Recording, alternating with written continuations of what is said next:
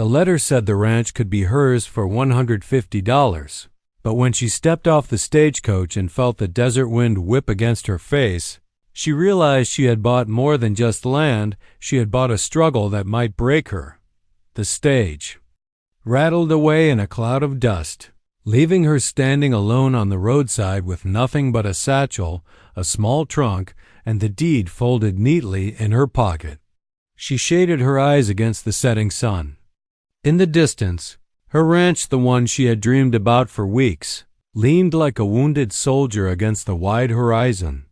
The shack was little more than 4 warped walls and a roof sagging toward collapse. The barn door hung off its hinges, groaning in the hot wind. The corral fences slumped like tired bones, and the earth surrounding them was cracked and thirsty. No cattle lowed, no chickens scratched the dirt. The land was silent, as if it had given up on life long before she arrived. Still, her heart beat with a mixture of fear and determination. She had left behind a past of whispers and pity, of people telling her a woman couldn't stand on her own. This place, broken though it was hers. Her chance to prove them all wrong. She picked up her trunk, her boots sinking into the sandy soil with each step. The air smelled of dust and mesquite, sharp and dry in her throat. As she crossed the yard, a crow burst from the barn rafters, its wings slicing the silence like a warning. Then she felt it, that uneasy weight, the sense of eyes watching. She stopped, her breath catching, the hairs at the back of her neck prickling. Slowly she turned. From the shadow of the mesquite grove, he stepped forward, tall, broad-shouldered, his skin bronzed by sun, his long black hair lifted by the restless wind.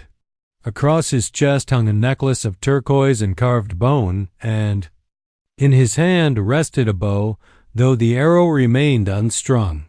His eyes, dark, unreadable, studied her without a word. Her heart hammered against her ribs. She clutched the satchel tighter, though it was no weapon, just scraps of clothing and the last of her savings. "Who's there?" Her voice cracked, thin against the vast silence. The man didn't answer. He only tilted his head, as if weighing her presence on the land. There was no malice in his stance, but there was no welcome either. His silence pressed heavier than any words. The wind picked up, carrying grit into her eyes. She blinked, refusing to look away. "This land is mine," she said, forcing steadiness into her tone. "I bought it, paid fair." She pulled the folded deed from her pocket, though her hand trembled as she held it aloft. "It belongs to me now." A muscle in his jaw twitched, his gaze flicking briefly to the paper and then back to her. Still, he said nothing. Instead, he turned his head toward the horizon, where the sun bled red into the sky. For a moment, she thought he might leave, but he didn't. He simply stood there, as rooted to the earth as the mesquite trees themselves, as if guarding something unseen. The silence stretched, until finally she found herself speaking again, softer this time. "I came here for a new life. Whatever this land was before, I'll care for it now. I'll make it live again." His eyes narrowed, and for the briefest heartbeat, she thought she saw something flicker in them, a shadow of memory or pain or warning. Then it was gone, swallowed by his calm mask. The crow called again overhead, a jagged cry that cut through the air.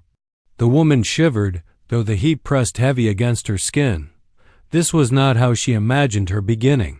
She had thought the hardest part would be fixing a roof, mending a fence, planting a field.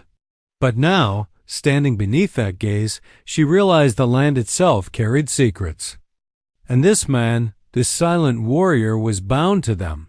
He finally moved, stepping past her toward the broken corral. His presence was quiet but commanding, every motion deliberate. He ran a hand over the weathered wood, then looked back at her, his expression unreadable. Her throat tightened. Was he judging her? Testing her? Or warning her that she had bought into something far greater than she understood? She didn't know, but as the light drained from the sky, one truth became clear. The $150 she had spent wasn't just the cost of a ranch. It was the price of stepping into a world where silence spoke louder than words, where the earth itself held scars, and where this man, this warrior, would either be her ruin or her salvation, and she wasn't sure which. The night fell quickly on the plains, as it always did, swift, merciless, and thick with silence. By the time she had carried her trunk into the shack, the horizon was already swallowed in darkness, and the wind rattled the warped boards like a restless spirit. The inside of the shack smelled of dust and old wood, with just a trace of something acrid, like smoke long soaked into the walls. She lit a small oil lamp she had brought with her, its flame sputtering but holding, casting a weak glow across the bare interior. A rough table leaned against one wall. A cot sat in the corner with stuffing spilling from a ripped seam, and a hole in the roof let the stars peek through as if mocking her effort at shelter. She lowered herself onto the cot, her body aching from the long journey, but sleep wouldn't come. Her ears caught every groan of wood, every whisper of wind. And always, always, the memory of those dark eyes watching her from the grove. Was he still out there? At one point, she thought she heard movement, soft footsteps, careful as a hunting cat. She held her breath, hand clutching the small kitchen knife she had packed. The footsteps faded, swallowed by the wind. Yet even when silence returned, her heart would not calm. The next morning came in a wash of red and gold light. She pushed open the crook door, squinting into the brightness. The air was cool, sharp with the smell of sage and dust, but the heat was already waiting, crouched in the distance like a predator. She stepped into the yard and stopped short. There, near the corral, the warrior stood again. He hadn't left. This time, he wasn't watching her. He was mending the broken wood, his hands working with quiet strength, pulling nails from his own pouch. His long hair gleamed in the morning light, and the turquoise beads at his throat caught the sun like sparks. For a moment, she could only stare. Her chest tightened, a confusing mix of fear and something else. "What are you doing?" she asked finally, her voice raspier than she intended. He didn't answer right away. He set the nail straight with a careful tap of a stone, then drove it in with a forceful strike. Only then did he look at her. "You cannot live here," he said at last. His voice was deep, steady, carrying an accent shaped by his people's tongue. Her spine stiffened. "It's mine. I bought it fair." His gaze held hers, unwavering. "Land is not bought. Land remembers. This place." His eyes swept the barren fields, the crumbling barn. "It remembers sorrow." His words pressed heavy, though she didn't understand them. "Sorrow or not, I'll make it live again," she said. "I've come too far to turn back now." He studied her a long moment, then turned back to the fence, continuing his work in silence. She felt a spark of irritation flare. Who was he, this stranger, to tell her what she could or couldn't do?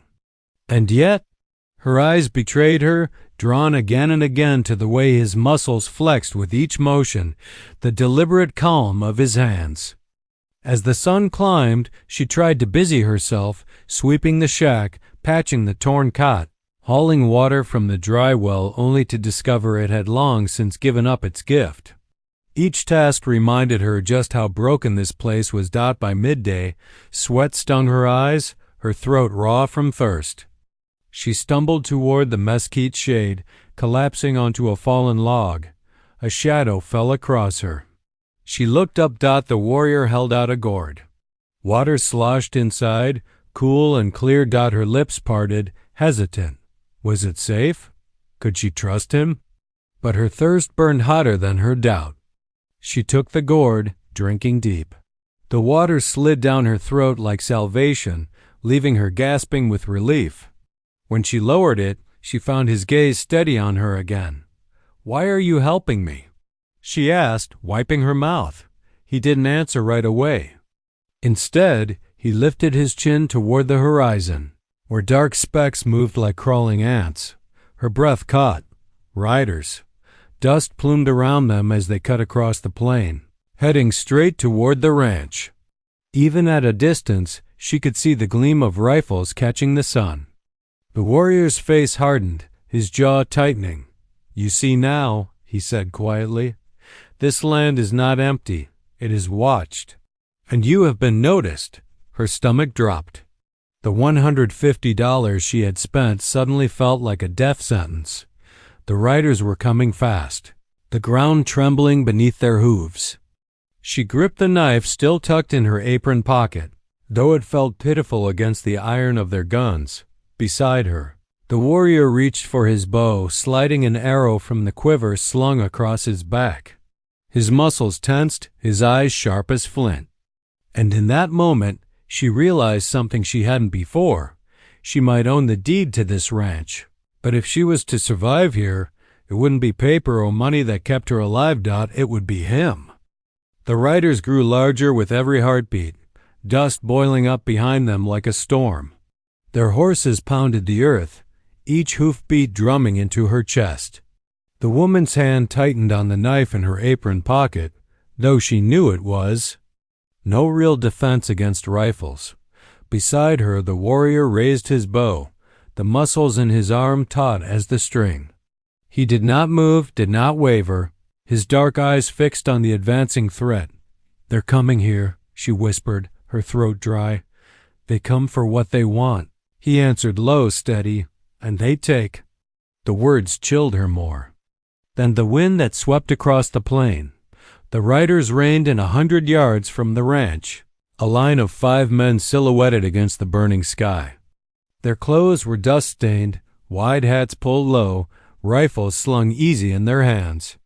One of them, a thick-set man with a scar running from ear to jaw, spurred his horse forward, stopping just beyond bowshot. "This land ain't yours," he called, his voice carrying sharp across the empty ground. "It's ours, always was. You best clear out, lady." The woman's stomach clenched, but she forced herself to stand straighter. "I bought it. Paid fair. Got the deed right here." Her voice wavered on the last word, but she held it out like a shield. The scarred man laughed, cruel and hollow. "Deeds don't mean nothing when a man's thirsty for land. Paper won't stop bullets." He spat into the dust. "You got one chance. Pack your things, get back on that stage, and leave." Her hand trembled against the satchel at her side, but before she could speak, the warrior stepped forward. "This land is not theirs," he said, his voice calm but edged with steel. "It is not yours. It is not hers. The land belongs to itself." The scarred man's eyes narrowed, his grip tightening on the rifle. "You again," he sneered. "Should have known you'd be skulking around, Mutt. Thought we run you off last time." The warrior's jaw tightened, though he gave no ground. "You did not run me off. You only made me wait." The exchange sent a shiver through her.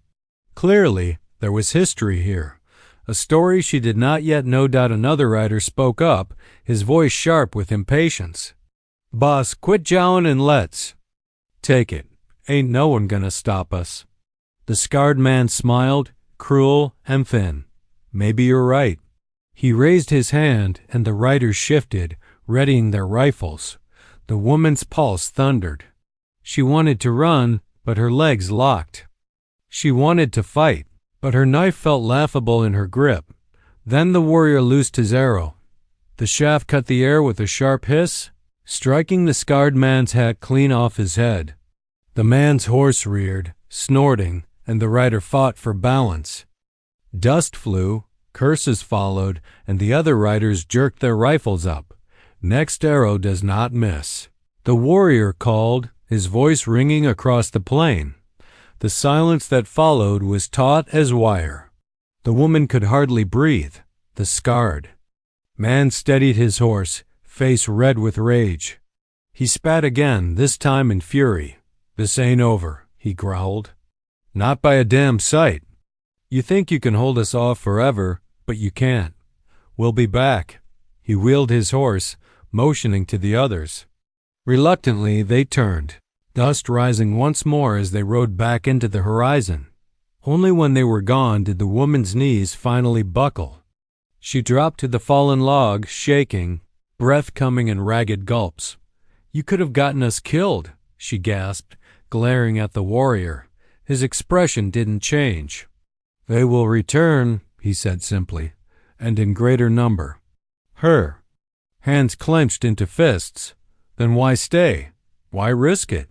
He looked at her then, and for the first time, she saw something in his eyes beyond calm, something older, heavier. "Because I know what they do. I have seen it. And I will not see it again." The words struck her deeper than she expected. She wanted to ask more, but his gaze drifted back to the horizon, where dust still lingered like a scar in the air. The silence between them was thick, but it was no longer empty. It was heavy with unspoken truths, with questions she wasn't sure she wanted answered.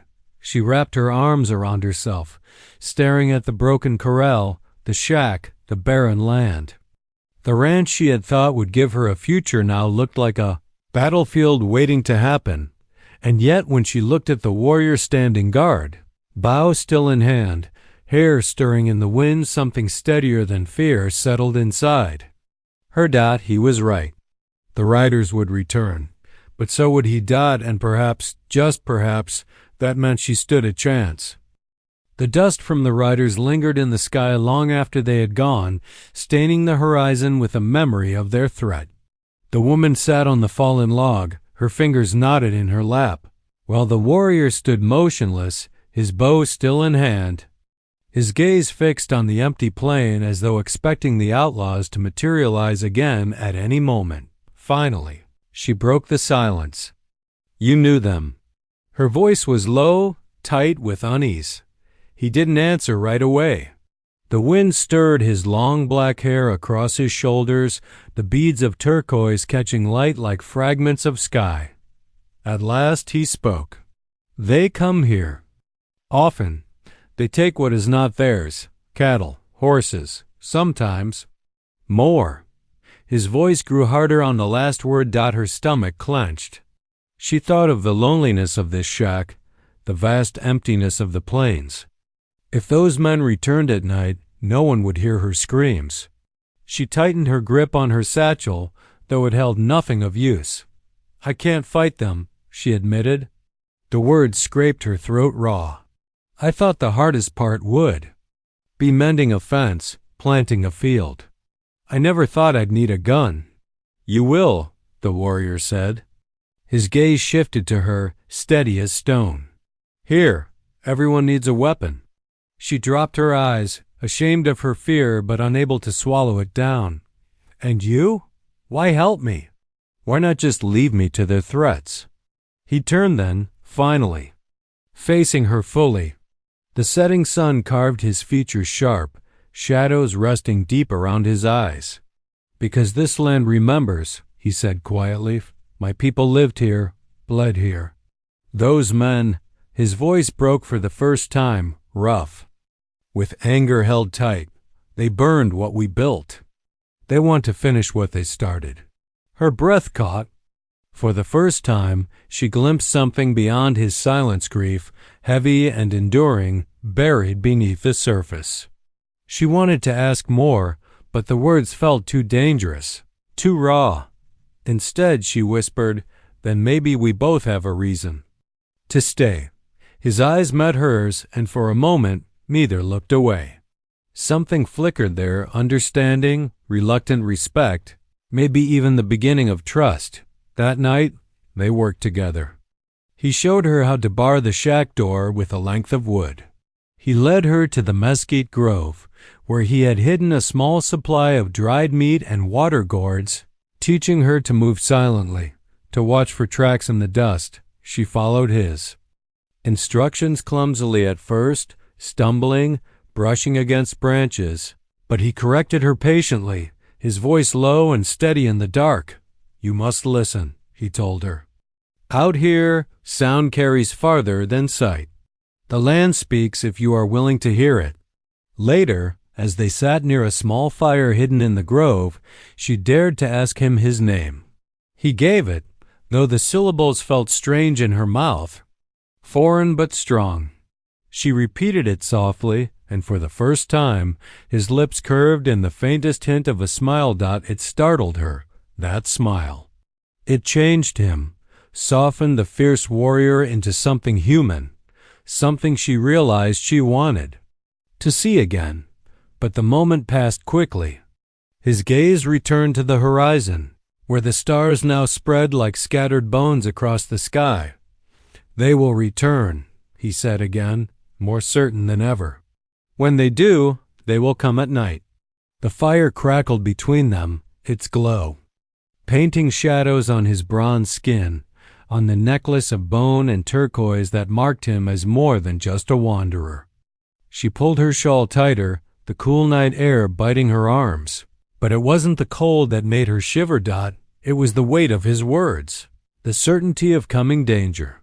She lay awake long after the fire died, listening to the creak of the shack and the restless whisper of the wind. Sleep teased her, but never held. In her mind, she saw the scarred outlaw's sneer, the glint of rifles, the dust storm of horses thundering back. But she also saw the warrior, standing unflinching before them, arrow drawn, a wall of silence and strength. And in that thought, fragile though it was, she found the smallest ember of courage. If they returned, and she knew they would, she would not face them alone. The night arrived quietly at first, as if the desert itself held its breath. Stars scattered across the sky, sharp and cold, while the wind whispered through the mesquite, carrying the faint smell of dry grass and dust. The woman had barely slept, listening to the creak of the shack and the steady, calm breathing of the warrior nearby. "They'll come," he had said hours ago, voice low and unwavering. She didn't need him to repeat it. She could feel it, the restless stir of horses on distant trails, the metallic tang of danger in the air. Her fingers itched for the small knife at her side, but she had learned it was almost useless against men armed with rifles. The warrior had insisted she stay close to the shadows, keep low, and trust the land. Silence is stronger than sound, he had told her, and now she clutched that lesson like a lifeline. Then she heard it, the faint patter of hooves on hard, dry ground. Dust rose in tiny plumes on the horizon, just enough to catch the dim moonlight. Her pulse thundered as the figures became clearer. 5 riders, moving with the same cruel precision from earlier, rifles raised. The warrior stepped silently from the shadows, his bare torso gleaming in the moonlight, muscles taut, his long black hair catching the silver glow. Turquoise and bone beads swung gently at his neck. He knelt, knocking an arrow to his bowstring, eyes sharp as a hawk. "Stay behind me," he whispered. She obeyed, pressing herself against a fallen log, teeth clenched, heart in her throat. The riders slowed as they approached the corral, unaware of the warrior crouched in ambush. Their leader, the scarred man, spat into the dust and waved a hand. "Take everything," he ordered. "Start with the barn. She can run if she likes." The warrior's muscles coiled, and he released the first arrow. It shot with a whistling hiss, striking the lead rider's rifle just as he raised it. Sparks flew, and the horse reared in fright. The others swerved in panic, rifles wobbling. The woman gasped, then quickly ducked behind the log as arrows began to fly, each one precise and deadly. The warrior moved with uncanny speed, fluid and silent, every motion controlled.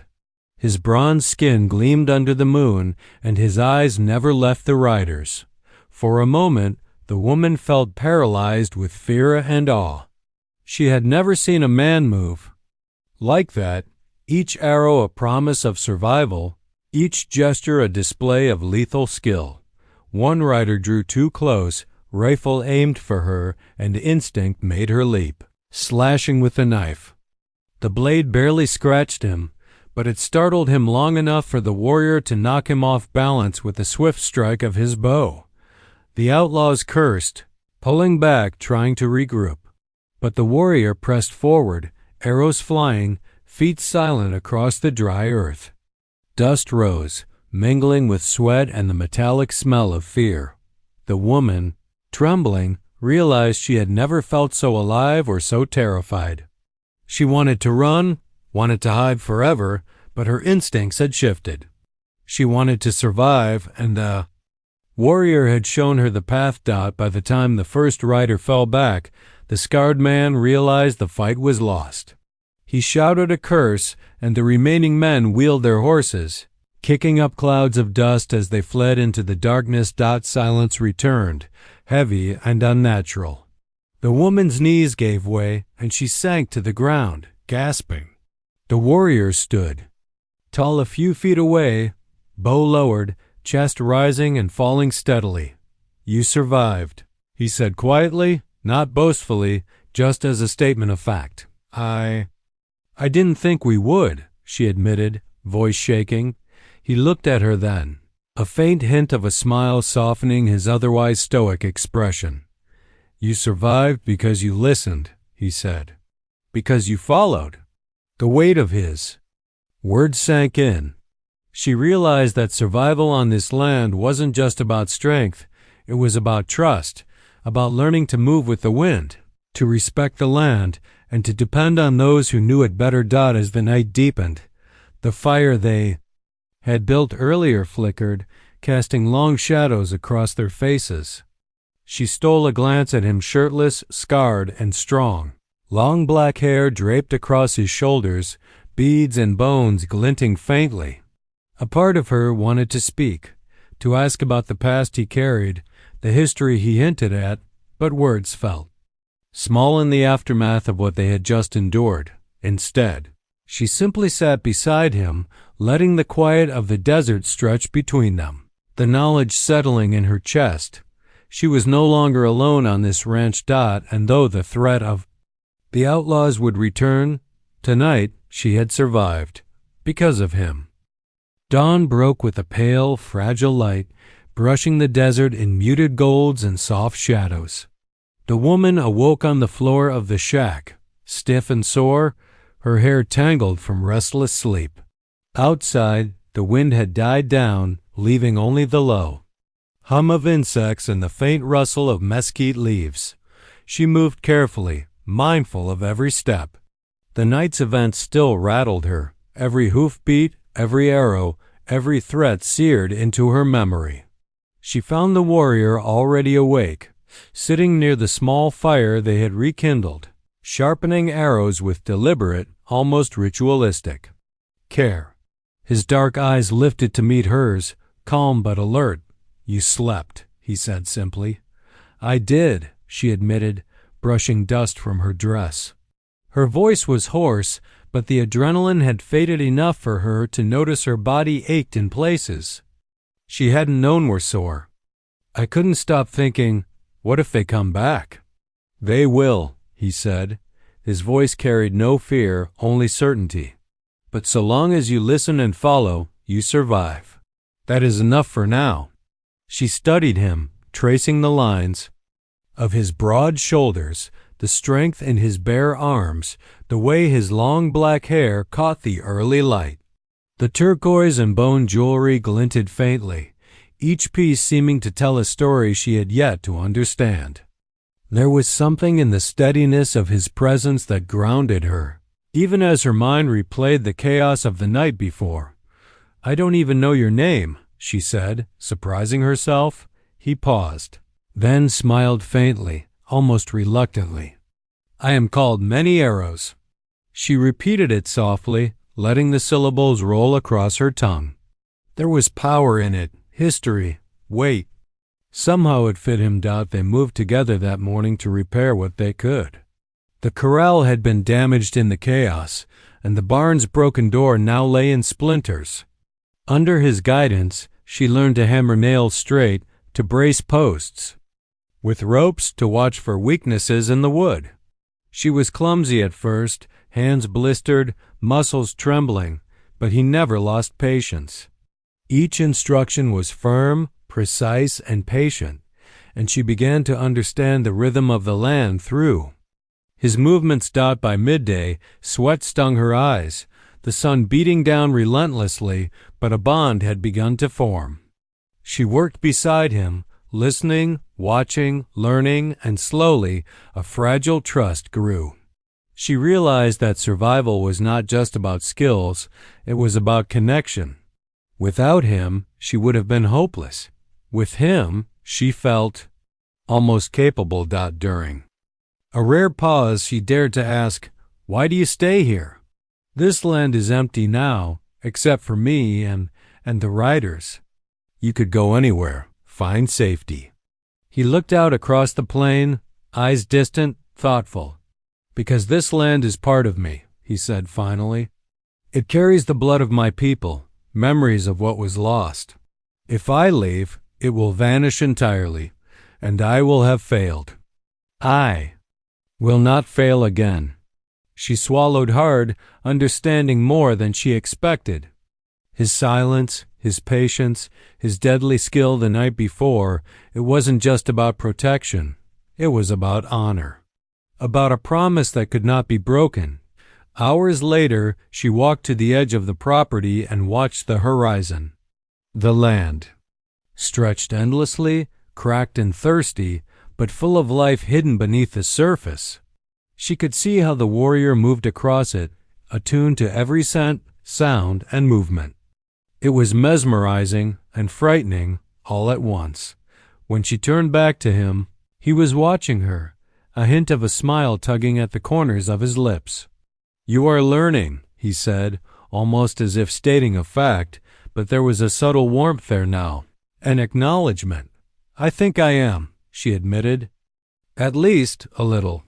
He nodded, and for the first time she felt as though they were not simply teacher and student, protector and protected, but partners, allies, two people bound by necessity, yes, but also by choice.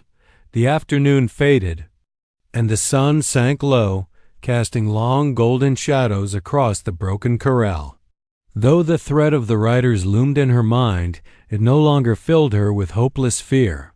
She had survived before, and she would survive again, because she was not alone. And with him, she realized she could face whatever came next. The sun dipped low over the horizon, painting the desert in streaks of blood red and gold. The air trembled with heat, and the silence carried the weight of anticipation. She stood near the edge of the corral, dust clinging to her boots, heart hammering not with fear, but with purpose. The riders were back. 5 dark shapes rode fast across the plains, rifles glinting, eyes hard with greed. She could feel it in the air. They had returned not just to test her, but to claim the land by force. The warrior stepped beside her, muscles taut, bare skin gleaming in the last rays of sunlight. Long black hair flowed behind him, turquoise and bone jewelry glinting with each movement. His eyes, dark and steady, met hers briefly. No words were needed. Together they were ready. "They will not take it," he said softly. She nodded, feeling the strange comfort of his presence. They had faced danger before and survived. Tonight would be no different. The outlaws spurred their horses closer, shouting threats, waving rifles. The scarred leader sneered. "Thought we'd let you be? This land belongs to us." The warrior moved like a shadow, fluid and deadly. An arrow flew, striking the lead rider's horse, making it buck wildly. The others fired their rifles, but the warrior dodged with impossible precision. Every movement calculated, every strike lethal. She dropped behind a corral post, gripping her knife. Her hands shook, but she remembered the lessons he had taught her: silence, observation, timing. When one rider neared her position, she lunged, slashing at his arm. The surprise gave him just enough pause for the warrior's arrow to fly, cutting the reins of another horse. The dust and chaos swirled around them, the desert alive with motion, with fear, with defiance. She could barely catch her breath, but she did not falter. Side by side, they were a force she had never imagined him, fierce and precise, and her learning to act when the moment demanded it. The scarred leader growled and spurred his horse forward, aiming straight for her. She froze, heart lurching, but the warrior was already there. He stepped between her and danger, muscles coiled like steel springs. His bow flew up, another arrow struck true, and the man's horse reared back, throwing him to the ground. The remaining riders faltered, fear replacing their arrogance. One after another, the warriors' arrows and precise movements disabled their mounts and scattered them into the desert. Finally, only the scarred leader remained, breathing heavily, realizing the battle was lost. "This isn't over," he spat, but the fire in his eyes dimmed under the warrior's unflinching gaze.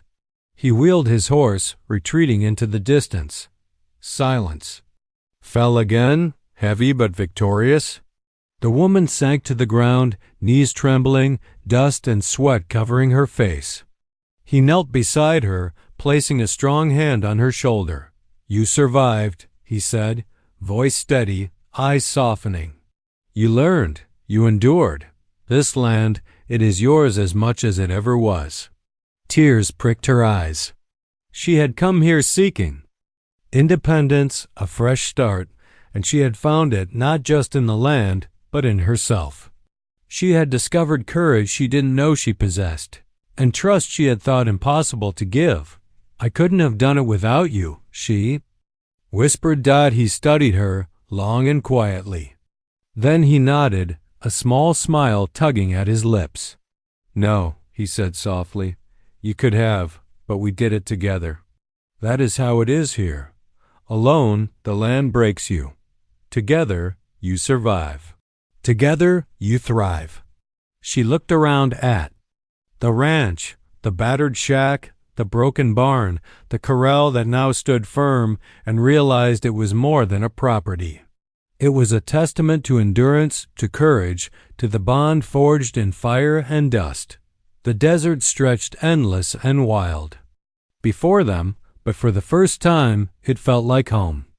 And standing there beside the warrior, she understood that some things, trust, loyalty, and the strength to face the impossible, were worth far more than any dollar, more than any deed. As the sun slipped below the horizon, painting the sky. In twilight, she took a deep breath. The ranch was hers. The land was hers. And she was no longer alone. Beside her, the warrior man, shirtless, strong, and steady as the earth itself, stood guard, ready for whatever else the frontier might throw their way. And for the first time, she smiled, knowing that whatever came next, they would face it together. The $150 she had spent on a broken ranch had bought more than land. It had bought her life.